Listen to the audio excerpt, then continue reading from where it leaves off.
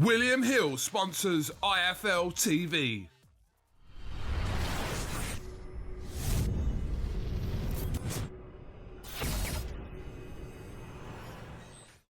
I'm the man to beat, Daniel Dubois.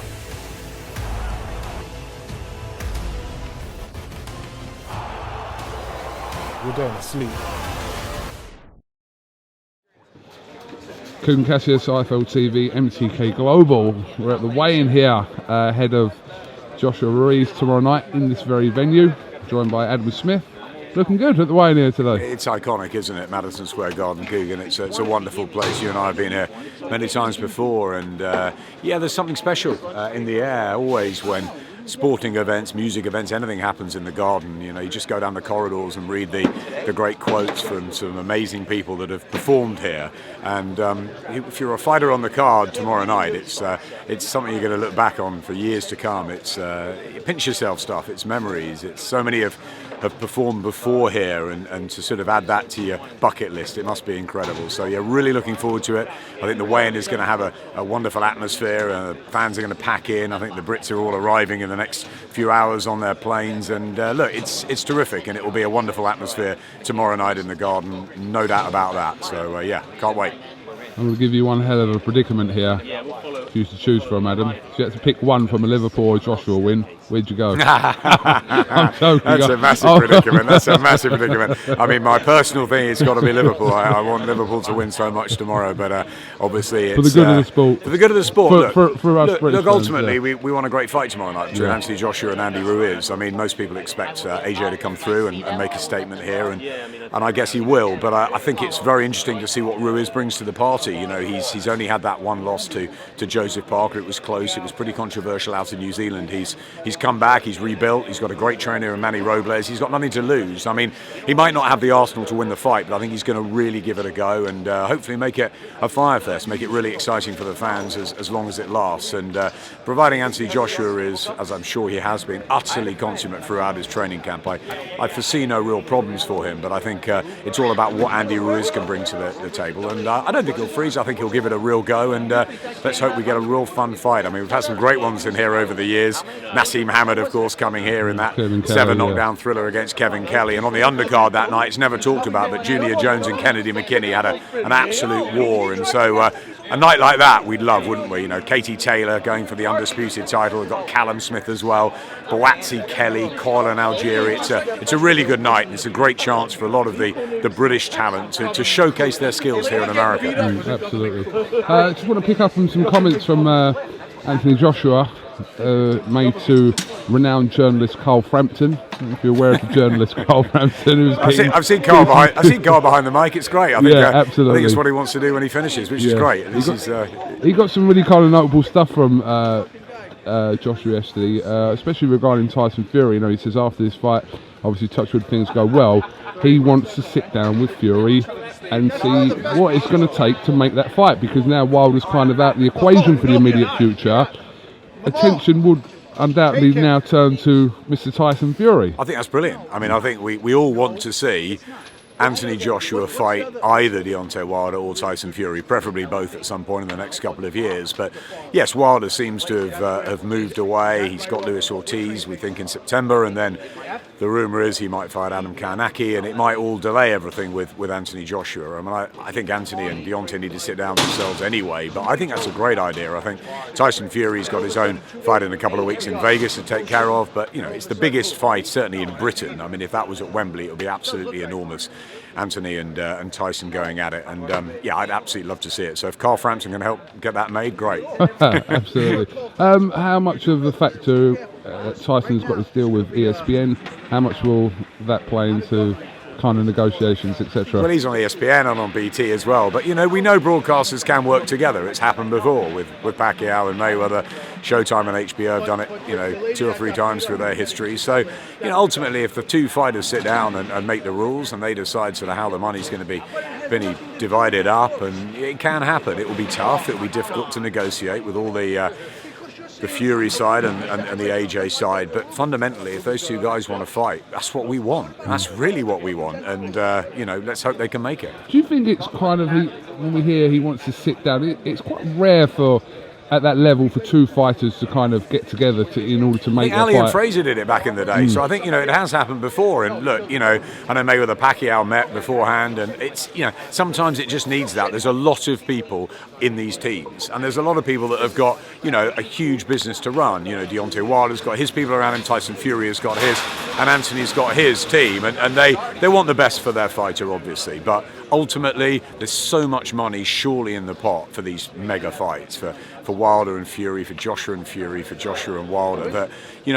there's surely enough money to divvy up. And I think if the fighters themselves badly want these fights, if all three of them want to fight each other, and there's that simple, then I think these fights will be made. But I think maybe it does need them to come together. And is that the way it's got to start? Like literally get Joshua sitting down with Fury and actually kind of get the ball rolling. I mentioned it to Deontay the other week in Brooklyn, and I've mentioned it to Anthony, and both of them actually I think it's an idea. But they have got Deontay's got Al Heyman and Shelley Finkel and Jay Diaz, and AJ's got Eddie and Freddie, and and Tyson Fury's got his own management team, and Frank Warren, and obviously Bob Arum's now involved with ESPN and Top Rank, MTK as well, yeah. MTK, of course. So there's a huge amount of people.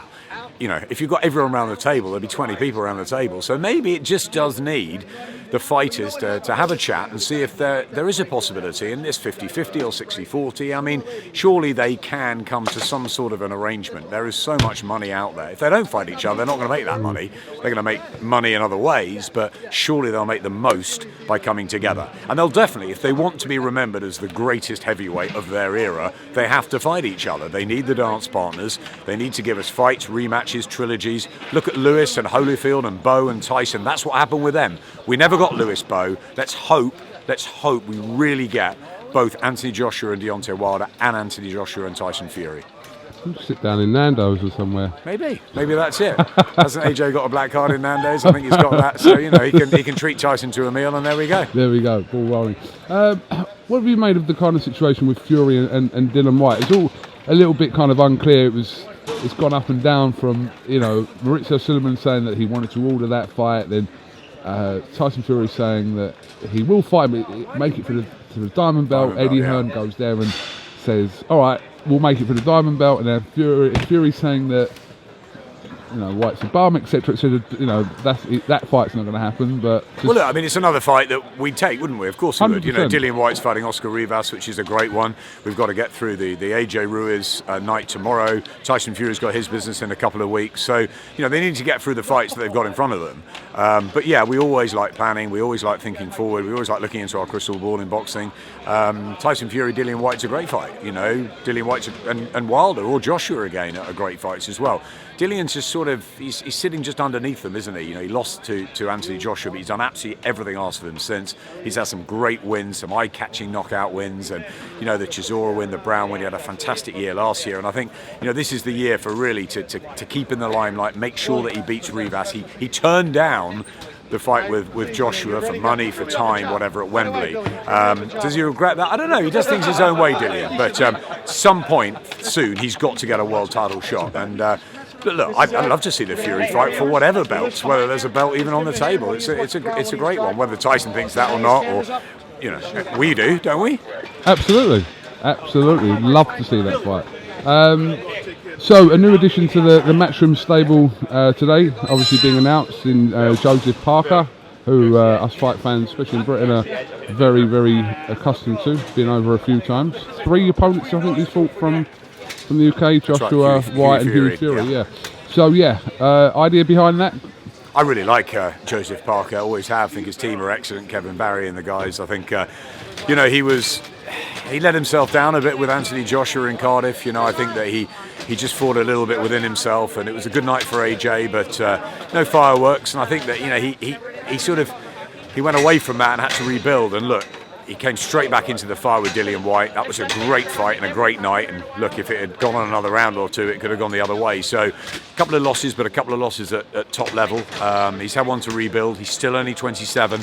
He's part of the heavyweight mix now. You're looking at the likes of Alexander Usyk, get the injury out of the way. He'll be back. Michael Hunter, all the Adam Kawanaki, all the guys that are sort of just underneath the top three. We mentioned Dillian too as well, and Joe Joyce coming through. So many now. Daniel Dubois, of course, will be ready in a couple of years, and it's a really exciting time. And I think that's a fantastic signing. Joe Parker is a good, really good heavyweight, but he's also a great guy, and he's going to be part of the mix. And of course, he's the only one that's fought both Anthony Joshua and Andy Ruiz, so it'll be interesting to get his opinion on it. Absolutely, and the added bonus of David Higgins as well. Listen, we love David Higgins, don't we? I mean, look, I said to Eddie, I said, is David still involved? He said, yeah. He's managing him now, yeah. He's of course he's involved. We love that. David Higgins was a real character throughout the box office events. We were working on him closely. As I said, I really like the Parker team. I've known Kevin Barry a long time, and Joe's a great guy, and it's really good to see him back in the thick of it, because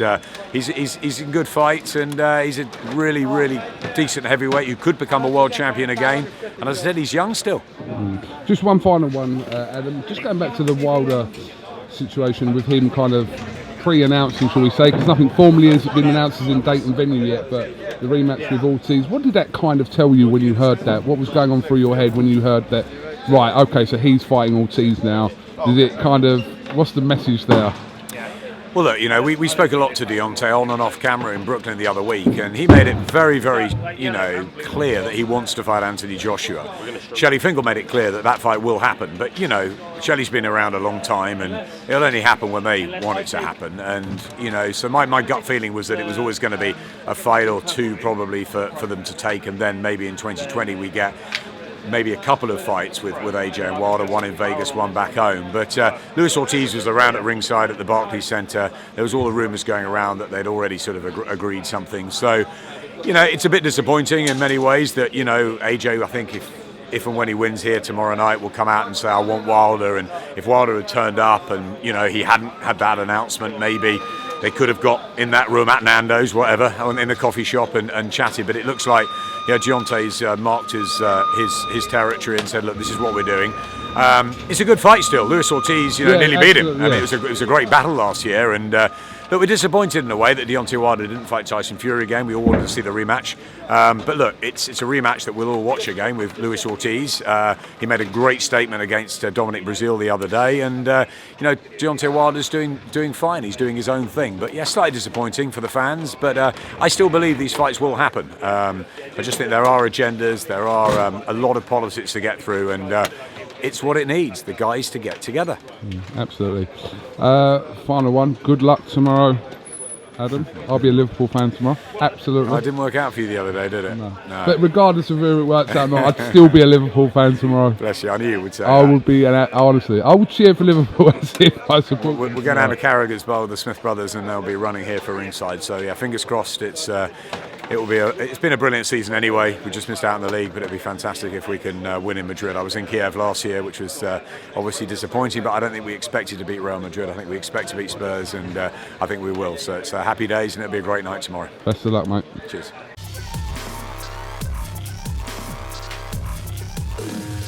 William Hill sponsors IFL TV.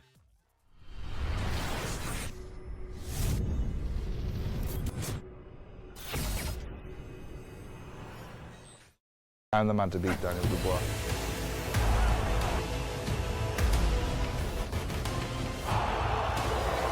We're going to sleep.